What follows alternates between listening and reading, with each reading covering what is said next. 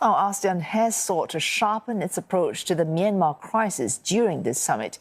It will tap past and incoming as well as current ASEAN chiefs in consultations. This to smooth over the problem of continuity that is implicit in the bloc's rotating chairmanship. Analysts say the move to skip Myanmar's turn as chair in 2026 could also hurt its military government. Leong Wai-kit tells us more. The formal pose a united stand against Myanmar. Sources say the ASEAN leaders, excluding Myanmar, decided on new measures against the military without much tussle. ASEAN's latest move is to set up a troika mechanism that comprises the current, previous and incoming ASEAN chairs to collectively tackle the Myanmar crisis.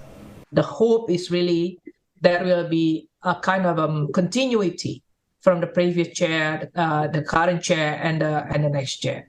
So for 2024, instead of just having Laos lead Myanmar diplomacy, it'll be Indonesia, Laos, and Malaysia. And that does a couple of things.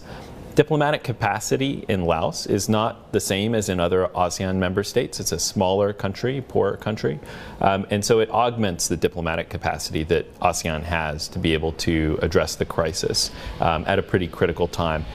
The concept has been raised several times since the coup.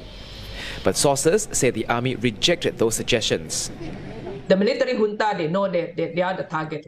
They will never accept anything that is mentioned against them. Right? So the key is really on how ASEAN can work together, and then pulling all the resources and then put pressure on them. Myanmar has failed to make substantial progress on ASEAN's peace plan.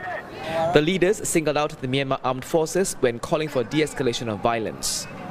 They also made it clear it was the bloc's decision that the Philippines would replace Myanmar as ASEAN chair in 2026, unlike in 2006 when Myanmar withdrew from the role.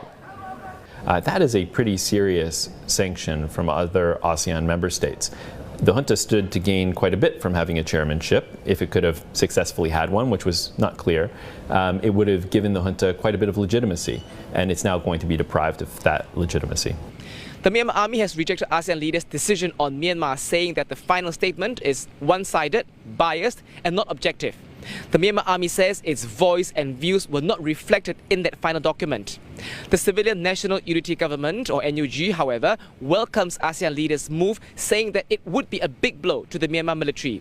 But the NUG says that ASEAN leaders should take more punitive steps to punish the Myanmar army, including not allowing the Myanmar army to attend all ASEAN meetings. Leong Wai-kit, CNA, Jakarta.